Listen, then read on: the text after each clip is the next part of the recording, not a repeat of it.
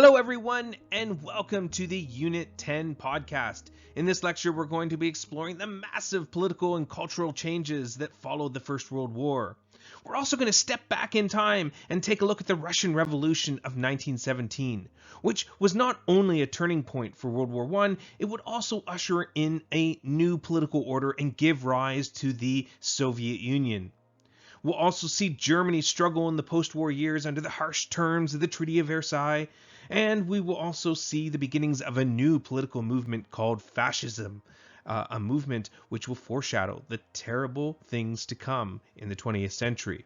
So we got a lot to talk about. Let's jump right in.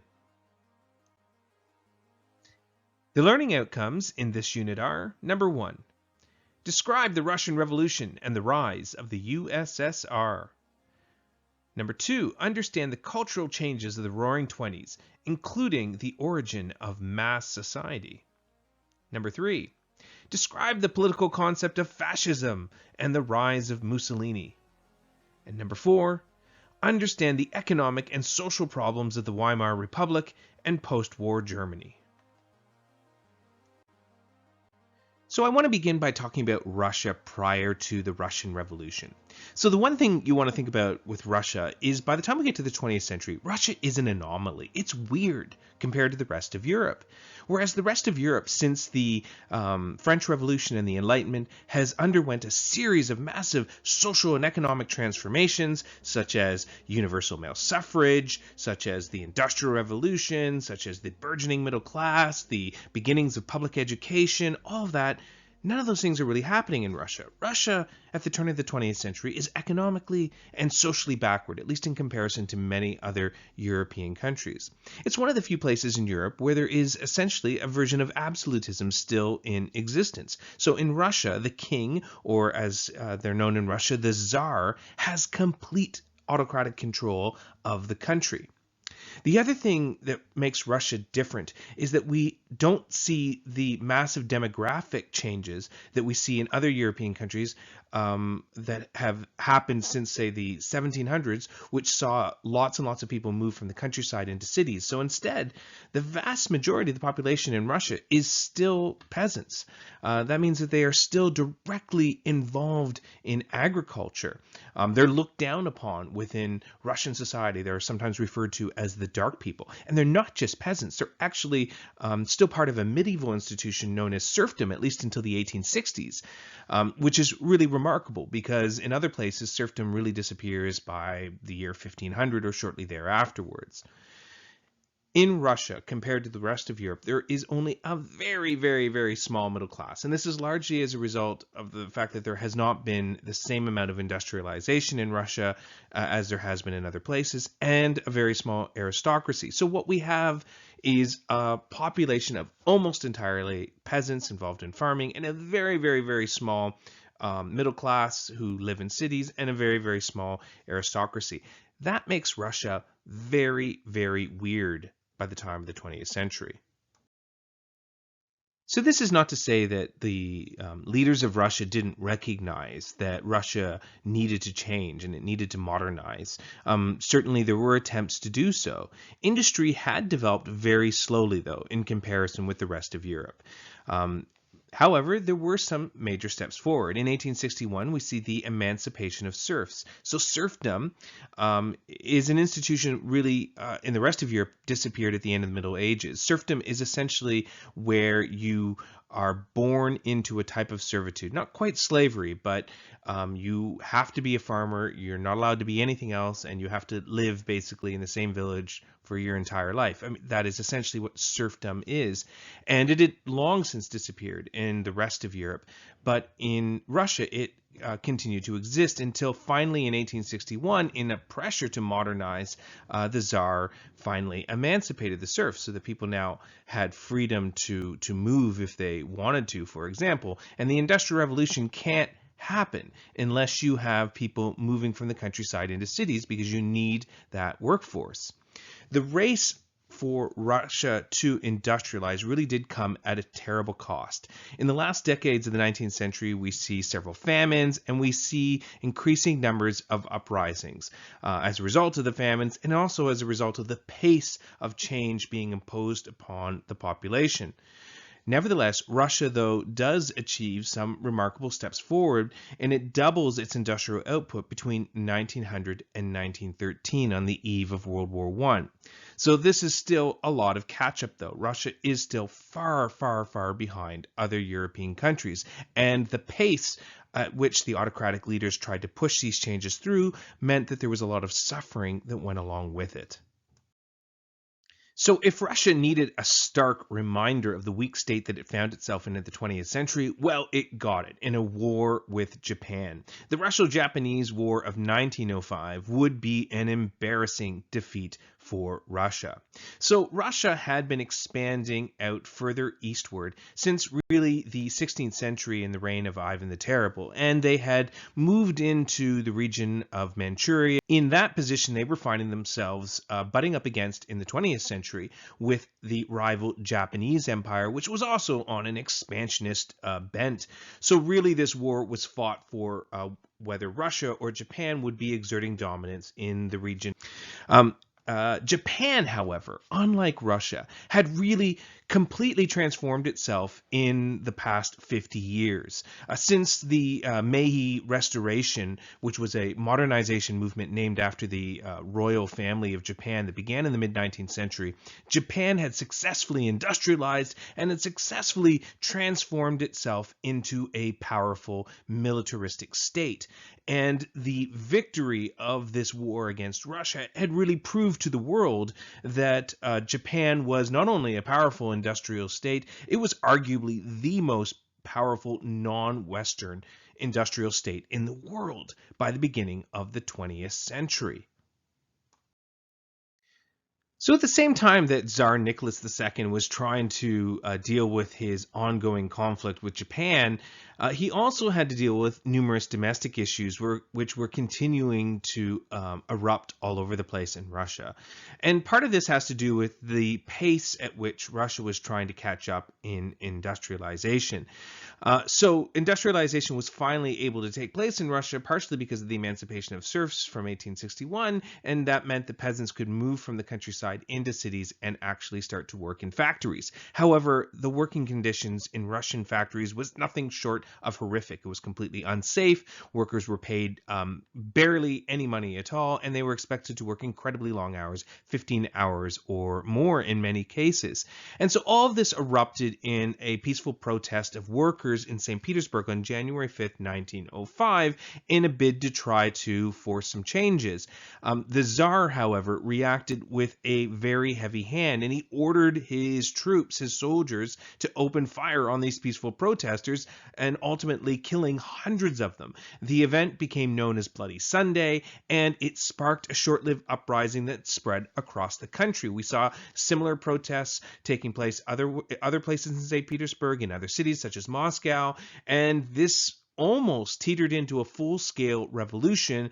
The Tsar, panicking, agreed to some changes, some concessions. And one of those changes was that he was willing to accept some form of a constitution that would make him similar to other monarchs in Europe. That meant that he'd have a check on his power. And he also agreed that there should be some sort of parliament or legislative body, which in Russia was known as a Duma. Well, he later reneged on all of these things. The Duma, for instance, he closed down after only 75 days. So Bloody Sunday was the first major teetering that would lead to the Russian Revolution, but it itself didn't actually do that much at the time.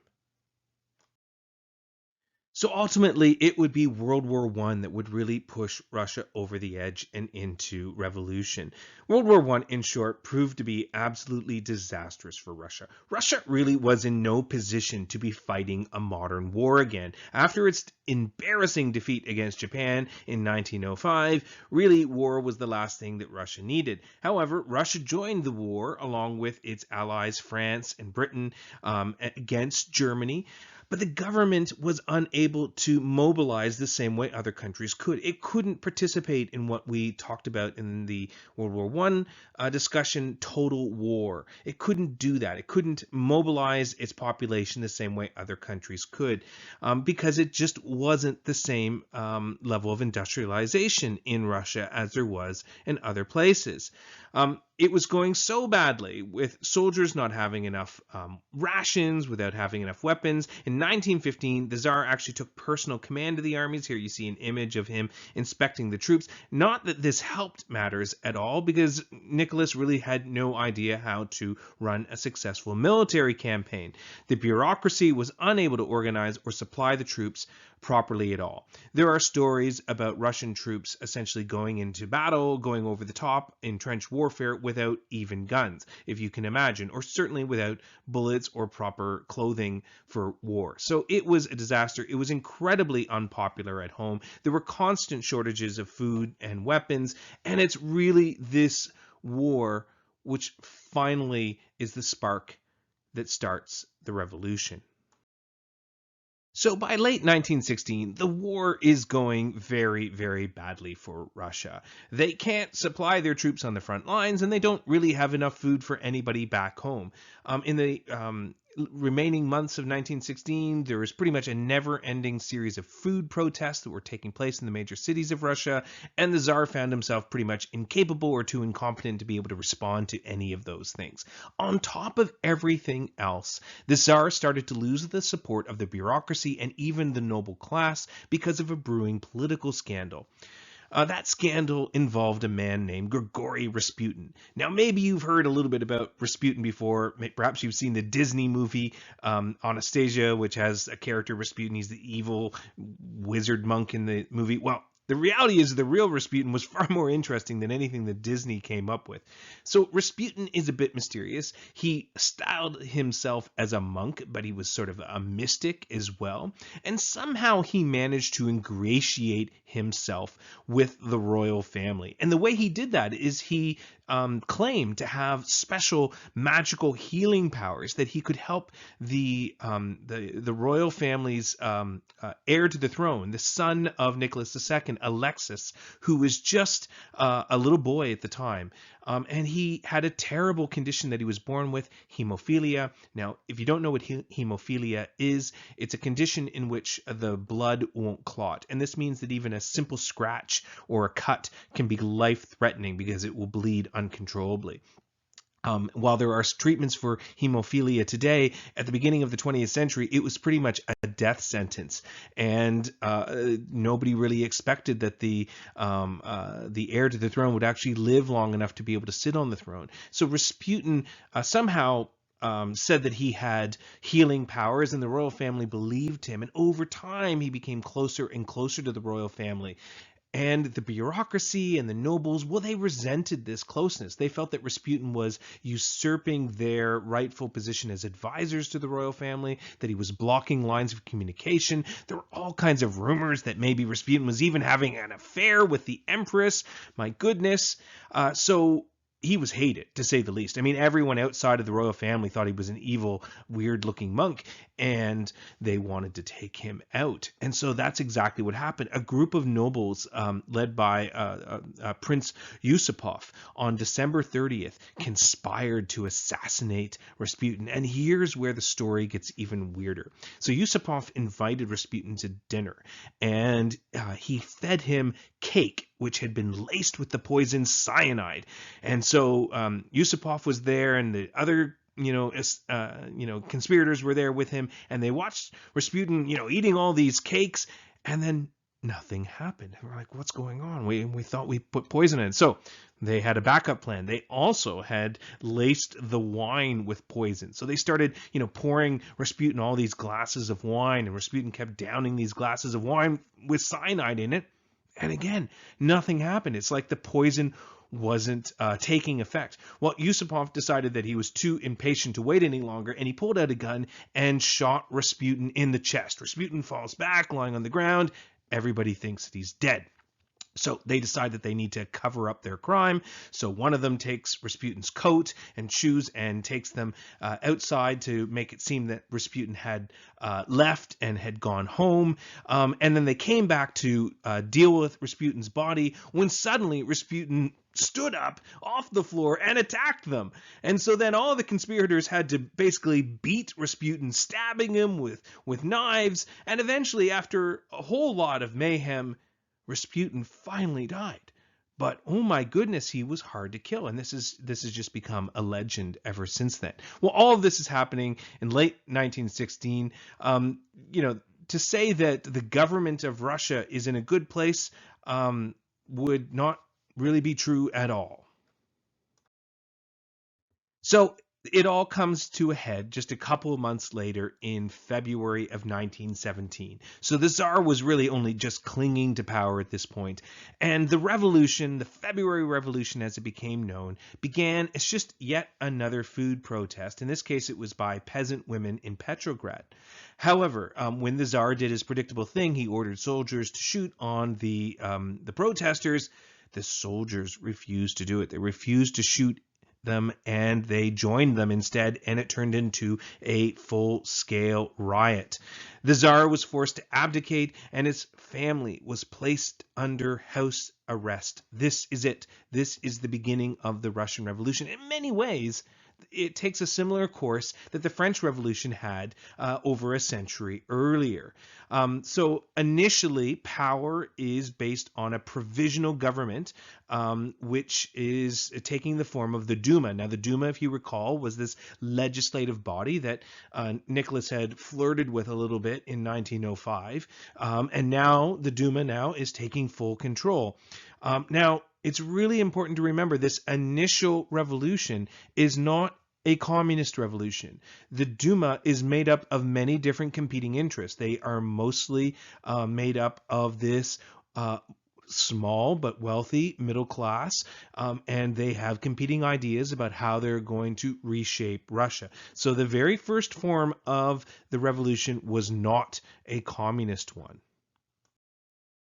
So although the revolution had begun in February of 1917, at that point it really wasn't clear how it was going to end. And very quickly we start to see different groups vying for power in the country. One is the provisional government. This was the group that nominally took over control after the Tsar abdicated. And this was the body that was based on the Duma. The provisional government favored taking a similar path that other European countries had already taken, which was to create a parliamentary democracy. Under a parliamentary democracy, the Tsar would still have a role, similar to how kings and queens in Britain have a role, but don't have power. In Britain, power resides with Parliament, and the provisional government wanted to create a similar constitution that would make the Tsar a constitutional monarchy in Russia. The provisional government also felt that it was important for Russia to keep up its international obligations to its allies and to continue the war effort. Now, the problem is that the war was deeply unpopular across Russia with everyday people. They absolutely hated it. And this hatred of the war and the provisional government's insistence on continuing the war provided a window of opportunity for another group to also be a contender for power in Russia, and this was the Petrograd Soviet. So a Soviet is basically a council, and Soviets begin as councils being elected to control a factory, so a worker-led council of a factory. And in the instance of the Petrograd Soviet, it was a council that was essentially elected over the city, so a city council. And they were generally made up of workers, and they very much favored socialism. The Petrograd Soviet also proved to be incredibly popular with people, partially because it was local, but also it took a very strong stance against the war. And soon these Soviets spread to other cities as well. Now, the problem is the provisional government, being nominally the ones in control, also are taking all the blame for the things that are continuing to go wrong. And just like after the French Revolution, after we saw the National Assembly take control and they weren't able to immediately solve all the problems of the country, a similar thing happened with the provisional government. There were still food shortages, the war was still going badly, and so all of this creates an opportunity for the Soviets. So the next stage of the revolution became known as the Bolshevik Revolution, and it was led by a man named Vladimir Lenin. Now, Lenin was born to a reasonably prosperous middle-class Russian family. And he was educated and became enamored with the whole concept of socialism, first articulated by Karl Marx. And throughout his young adulthood years, he advocated a lot of radical policies and got involved in politics and found himself obviously not very welcome amongst the Tsar's authorities in Russia. And he actually was exiled for a period of time.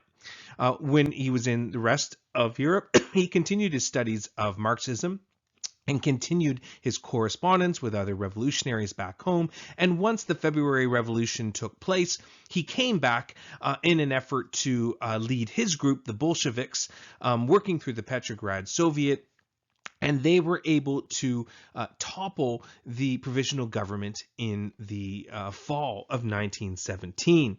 The provisional government, of course, had been so unpopular, and it was relatively easy to rile up the population against it because the war was deeply unpopular and they hadn't been able to solve any of the food problems either. Lenin had also won popular support by making a clear promise that he would end the war if they achieved power.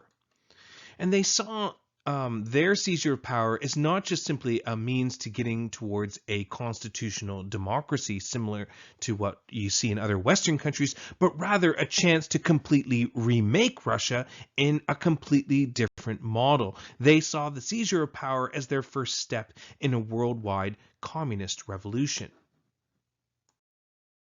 So after October of 1917 and the Bolshevik Revolution, or the October Revolution, certainly the Russian Revolution takes a brand new turn. With the Bolsheviks in control, they were able to start to put in place many of their own policies, but other royal groups continued to vie for power, and really a civil war would rage in Russia until 1923. The Bolsheviks, though, didn't waste any time. They immediately kept their promise and pulled out of World War I and made peace with Germany. And this was something that had, as I've said, widespread popular appeal in the country. They also started to implement many of their ideological policies, such as abolishing the private ownership of land, nationalizing banks and industry, and also they began to really end true democracy. Lenin had spent many years himself as a subject of political persecution and had spent many years in exile, and that had taught him in many ways the value of holding those levers of power yourself. And so once he was in power, he reinstituted the same type of secret police that the Tsar had used. And like the Tsar, he arranged for his political opponents to be shot, exiled, or imprisoned. Now, one of the main problems that the Bolsheviks under Lenin were confronting was the continued existence of the royal family. As long as the royal family continued to exist, there would be the hope that somehow the Bolsheviks would be overturned, the Russian Revolution could be turned back, and the Tsar and his family could be put back on the throne. And this led the Tsar to order that the Tsar and his family be executed in July of 1918. So here you see an image of the Romanov family that Lenin ordered to be executed in the summer of 1918. So they were being kept at that point in time under house arrest in a remote rural location. And they were woken up in the middle of the night and told to put on clothes and told to assemble in a basement room. They were told that they were going to be moved to a new location. At that time, the Civil War was continuing to rage, and white forces or royalist forces were not that far away. So it was not that unusual for the royal family to be moved. They had already been moved several times. Once the family was assembled into the room, a group of secret police came in with guns, and an order was read aloud that informed the Tsar that he and his family were to be shot. The Tsar apparently said, "What?" The order was repeated, and then the soldiers opened up. And because it was a small enclosed basement room, there was so much smoke from all the gunfire that they actually had to stop shooting to be able to see whether they were all dead. And when the smoke cleared, they realized that Nicholas and Empress Alexandra were dead, but all of the children were in fact still alive at that point.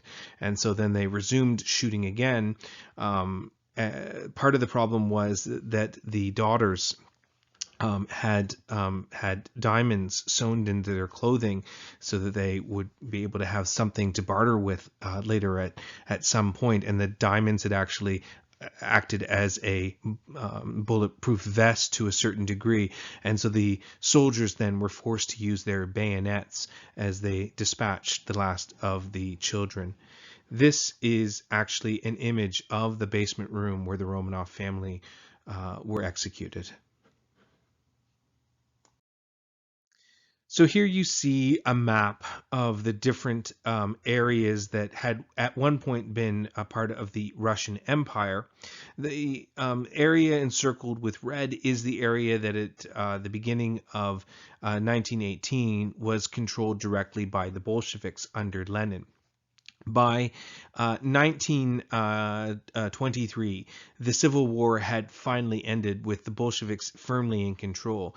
In a nod to the fact that much of the territory that now encompassed under the control of Russia included regions that were not nominally part of Russia, the country was renamed from Russia to the Union of Soviet Socialist Republics, or the USSR.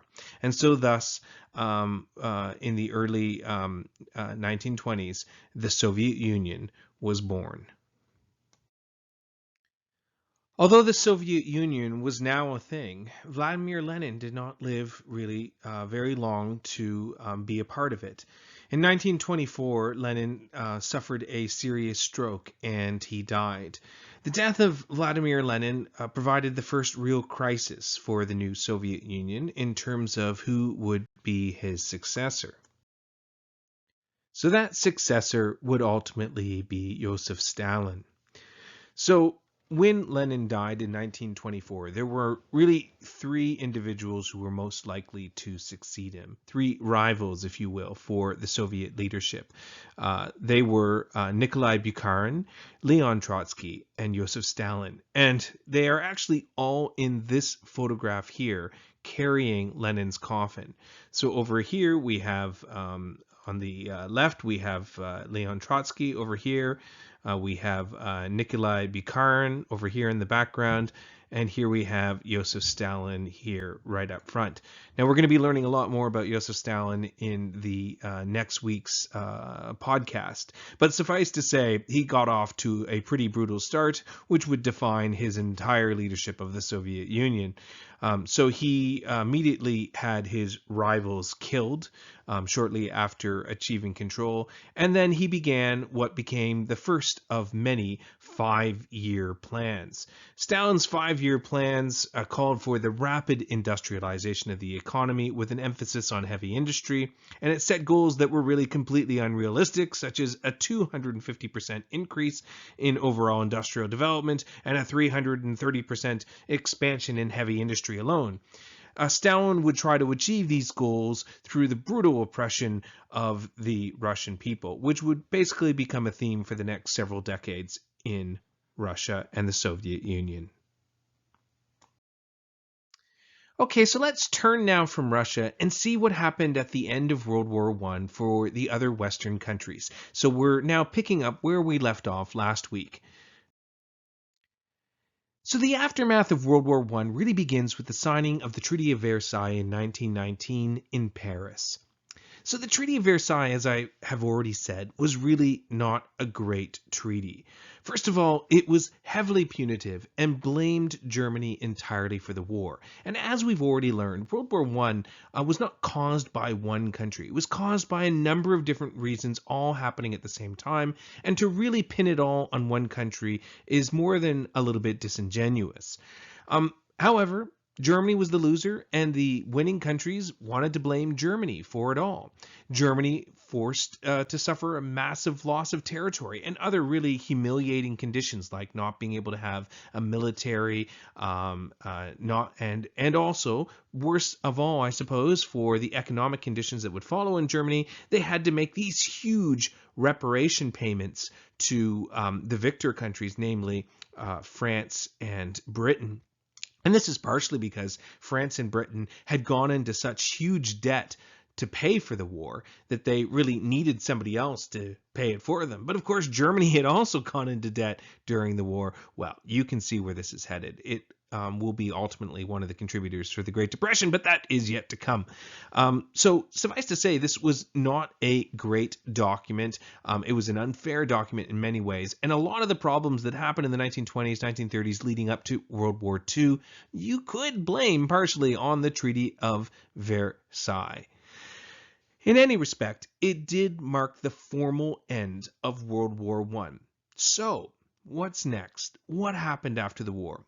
Well, I suppose the first initial consequence of World War I is there was a brief recession. Nearly every country had a bit of a recession once they stopped paying, spending all kinds of money on the war effort. There was a clawback in the economy. But in some places, that recession would extend well into the 1920s, and in other places, it resolved itself rather quickly. And this is where we start to get two very different stories of the economy during the 1920s.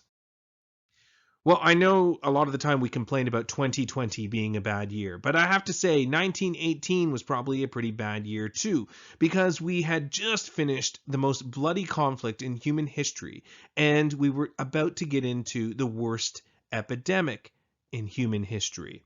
That's right, the 1918 flu epidemic, sometimes known as the Spanish flu. Just as a note, the reason why it's sometimes referred to as a Spanish flu is because its first notice that there was something going on happened to be in Spanish newspapers. They were the first newspapers to report on the phenomena, and so it spread from there, being referred to as the Spanish flu. But there's no indications that it even began in Spain, so it's a bit of a misnomer. However, the Spanish flu would be the worst pandemic the world had ever seen. It would kill at least 20 million people, and that is a very low estimate. And even by that very low estimate, that is twice as many people who died in World War I would die as a result of this flu epidemic. It spread all around the world. It was, in fact, exacerbated by the fact that soldiers were returning home from the war front and they were bringing the flu with them. So the flu got sent to basically every corner of the globe. This epidemic was terrible. Unlike COVID, it was most aggressive and susceptible to people who were in their prime. Young people, people in their early 20s or teenagers were particularly at risk of dying from this influenza epidemic. To put it in perspective, Canada alone, there were 50,000 deaths, which is, in this case in Canada, they lost slightly more than World War I, slightly less than World War I, and they lost 60,000 in World War I, but almost as many, which is really quite phenomenal. I'm going to show you some pictures that'll sort of put you back on what it was like to be alive during the year to year and a half or so that the flu epidemic ran its course. And I'm sure that to many of you, these pictures are going to feel very familiar based on what we have been going through in modern times with COVID. So here you see on the right an image of a Toronto theater which was closed and a boy standing out front wearing a mask. There was no real treatment for the influenza epidemic of 1918. There were regular cases being reported in the media then, just as with COVID cases today. Here you see a headline from the front page of the Winnipeg Evening Tribune telling the story of the flu's impact in Winnipeg. On the right, you see a picture of nurses carrying a coffin outside a funeral home in Winnipeg during the Spanish flu epidemic. They ran out of spaces in hospitals to be able to deal with all of the sick people who were dying from the influenza epidemic. So army bases were often converted into makeshift hospitals. Here you see an image of soldiers at Fort Riley, Kansas, ill with the Spanish flu in a hospital ward on the military base itself. Just as we've been through with the COVID epidemic in modern times, the 1918 flu epidemic saw similar strategies to try to control the spread. So businesses were forced to shut down, particularly places where it would be more likely to spread indoors, such as theaters, for example. Also, there was mandated social distancing and hygiene. There was the requirement, and in many cases, the law, that you had to wear a face mask in order to stop the spread. In many jurisdictions in the United States, in the Midwest, for example, it was considered one's patriotic duty to help stop the spread of the flu epidemic by wearing a mask. Eventually, by the middle of 1920, the flu epidemic had finally run its course. Less and less people were dying, although the death total around the world was catastrophic. With the flu epidemic finally under control, we begin to move into a new era of the 1920s. At the dawn of the new decade, there was certainly quite a bit of lingering anxiety coming out of World War I and the Great Flu Epidemic. Ernest Hemingway, the American author, famously coined that they were the lost generation. So many people had died in such a short period of time, and partially so many people died because of technology. Gone was the optimism that we saw in Western society at the end of the 19th century, that technology could solve all of the world's problems. In fact, technology had made everything worse because of its implementation in the First World War. We start to see represented in art forms and literature competing visions of the future in technology, and showing that perhaps we could have a darker future as a result of technology. One great representation of this is in the film, the 1926 film Metropolis by Fritz Lang. It's a film so ahead of its time. It was the Terminator of its day, and it imagined a future where humans were basically under the control of robots, and it was a dehumanized world. And really, it sets the tone that many were feeling in the first few years after World War I. Now, just to give you a sense of what this film is like, I actually have a trailer. The film was restored not too long ago on its 90th anniversary, and I have a trailer that you can see that I'm just going to play for you in a moment that will give you a sense of what the film is like. But I've also included a link for you to watch the film in its entirety, which, if you have time, it's well worth it. It's something that really lays the groundwork for so much of the science fiction of the 20th century and even of our time now.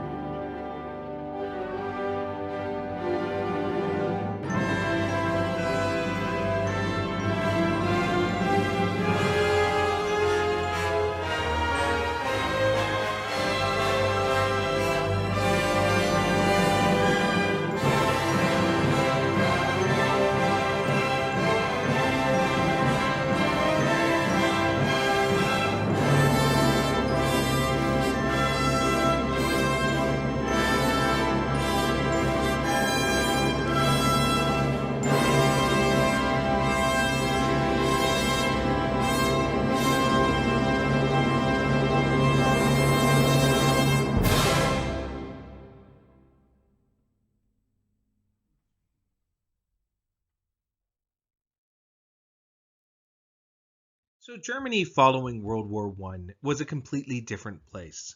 The Germany that had emerged in the late 19th century was the German Empire. And as we had learned in the last podcast, it was a militaristic and autocratic state led by the Kaiser. However, after the war, the Allied countries reformed Germany as a democratic republic. The capital of Germany was moved to Weimar, and the new republic became known as the Weimar Republic. That's the name given to the democratic government, which replaced the imperial government in 1919. Suffice to say that Germany after the war was not in a great place. The war reparations, that is, the payments that Germany had to pay the victors, were ravaging the German economy. We saw hyperinflation during the 1920s.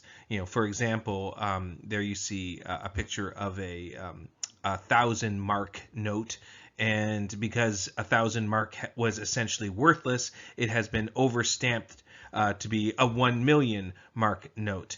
Banks and government had to do this because they just couldn't print money fast enough. Money was becoming more and more valueless in a hyperinflation environment, and the economy was in shambles.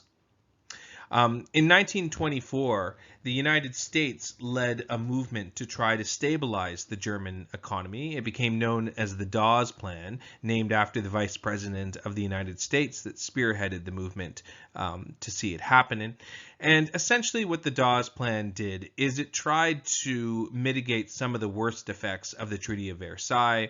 It allowed for Germany to have foreign troops withdrawn from the Ruhr Valley, and it also had the United States lend Germany quite a bit of money so that Germany could make its reparation payments to Britain and France. This, of course, was going to have profound impact once we get to the Great Depression, as we'll see in a moment. So while things were going really badly in Germany, elsewhere, things actually started to really turn up in the 1920s. The 1920s are sometimes referred to as the Roaring Twenties because the economy rebounded in many Western countries by the mid part of the decade, and things actually really greatly improved. It's during this time period that historians and social scientists would identify the beginnings of something that we call mass society. So what is mass society? A society in which traditional social ties and divisions have weakened in favor of broad homogeneity, that is, similarity. But what do we mean by that? Mass society comes with it this massive growth in consumption and advertising. It also comes along with this increase in media production. And so we have like Hollywood churning out movies, we have radios, and all of this is creating this sort of shared global culture. Mass consumption and mass society means that people around the world are buying the same things, they're consuming the same cultural cues around the world. It's not to say that there aren't local differences, but it does mean that we're beginning now to share in a collective society, a mass society now. And it's something, of course, that we still live in today. When you think about, say, pop music or movies, I mean, these are things that we share nearly around the entire planet. And this really only begins for the first time in the 1920s. It's also during this time that we see the democratization of leisure. Previous to the 20th century, things like going on vacation or taking a holiday were something only that the ultra-wealthy could do. But once we reach the 1920s, the economy is such that we start to see middle-class people doing things like taking a holiday. Part of this is a result of the betterment of the economy, but part of it is also just a cultural shift as well too. We see people using their cars to pile them up with, their suitcases and drive out to the beach and take a family holiday. It's also the result of changing labor laws that allow things like holidays. And all of this is happening in the so-called Roaring 1920s. In the Roaring 1920s, we start to see a lot of cultural changes. For instance, we see a relaxation of expressions of sexuality and dress. We see the spread of African American culture, particularly jazz music, coming out of America. There you see a poster for Josephine Baker, who is one of the most famous jazz singers of the 1920s, an African American woman. We also see, for women in general, flapper fashion and style, which you see actress Louise Brooks there, dressed in the typical fashion of the day, flapper fashion. And this is really a reaction against the really strict Victorian ideal of women, which had them covered completely with clothing. Even their ankles really couldn't be shown. So the Roaring Twenties really represent a massive relaxation in the way we dress and in the expression of sexuality. Partially as a result of the social changes coming out of World War I, we also, in the 1920s, see a major step forward in the rights of women. Women's suffrage is achieved in many Western countries. Suffrage means the right to vote. So we had seen in the 1800s universal male suffrage achieved. That is, all men, generally speaking, had the right to vote in elections. But now we start to see countries allow women to vote. So we see women's suffrage finally achieved in the United States in 1920, Germany 1919, Britain 1918, Canada in 1917, one of the first countries which we can be proud of. Other countries were a lot slower. France was not until 1944 that women were allowed to vote. In Italy, it wasn't until after the war in 1946. But clearly the trending direction is women being given greater rights in society. Another consequence of the First World War was essentially the death of imperialism, the slow death of imperialism. It would linger on for a few decades longer. But the First World War had really led to an overall global questioning of this whole concept of Western supremacy. Not that it needed any help to be questioned, but it showed as well that these Western powers were not absolute because they had suffered themselves so greatly and had been weakened so much. We also start to see the emergence of powers outside of the West, which were in their own right very powerful, and that's epitomized, of course, by Japan's emergence as a world power. We start to see more and more growing unrest in Asia and Africa. More independence movements start to spring up, particularly in Egypt and in India. In India, Britain basically failed to suppress the growing nationalist movement, and eventually we would see it come to fruition under leaders such as Gandhi when India would ultimately achieve independence a few decades later. Egypt would win independence in 1922, but would still remain under British influence, but still. And also we'd start to see reform movements spread elsewhere too. So World War I really marks the end of the imperialistic era in many ways and the beginning of a decolonization movement, although that won't entirely pick up steam until after the Second World War, as we'll see later on. So I'd like to turn now to one of the major developments of the 20th century, and that is the development of the new political ideology of fascism. And that is a direct result of one man, Benito Mussolini, in Italy. So the reasons why fascism come to be partially are the result of the conditions in Italy after World War I, which were essentially terrible.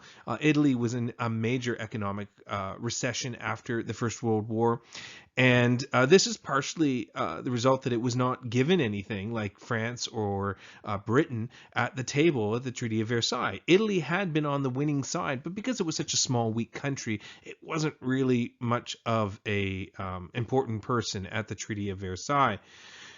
Benito Mussolini himself had been many different things prior to his ascension of power. He had been a journalist before the war.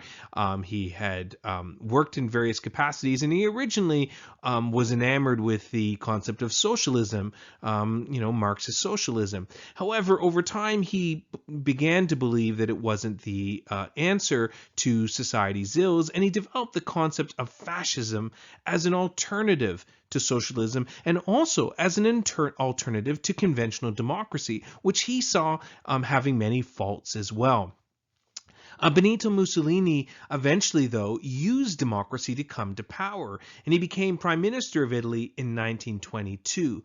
But once in power, Mussolini began to play by a new set of rules, which we will see duplicated again and again with other fascist leaders who come to power similarly through democratic means, and that is once in power, you begin to dismantle the very democratic steps that brought you to power in the first place, and he achieves that by 1925 when he essentially becomes dictator over Italy.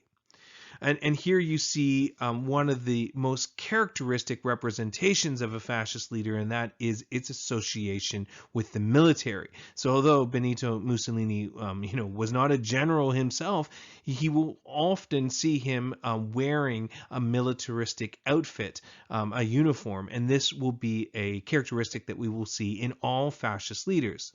So this brings us to the key point. What exactly is fascism and how can we define it? So what is fascism, this new political philosophy that Mussolini invented?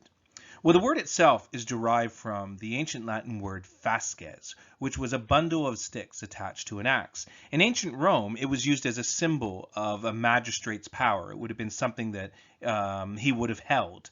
And the reason why Mussolini essentially chose it as the name for his movement is it's part of an imagined glorious past. It's harking back to the time when Italy was literally the most powerful place in the Western world, when it was the center of ancient Roman civilization and the Roman Empire. Now, fascism itself is kind of peculiar. It takes ideas from both the left of the political spectrum and the right of the political spectrum. On the left of the political spectrum, it takes ideas of socialism. So under fascism, often you have government-run industry. You also have a social safety net. However, it also takes ideas from the right. It has an emphasis on traditional values. It has an emphasis on militarism as well. And so, borrowing from the left and the right, fascism really is a sort of unique political movement. And what also is an important characteristic is that fascism unites under a single leader. It often is associated with a cult of personality. So in Italy, it was under the complete control of the leader, or the El Duce, which was Mussolini. Okay, well that's it for this week. Next week we are going to see things get really bad with Unit 12, the Tortured Decade. We're going to see the Great Depression, which, was pretty rough. And also we're going to see Hitler and the Nazis come to power, which is also pretty awful too. So, not a great week, but it will be interesting and exciting. So join me next week for Unit 12. Have a great week, everyone.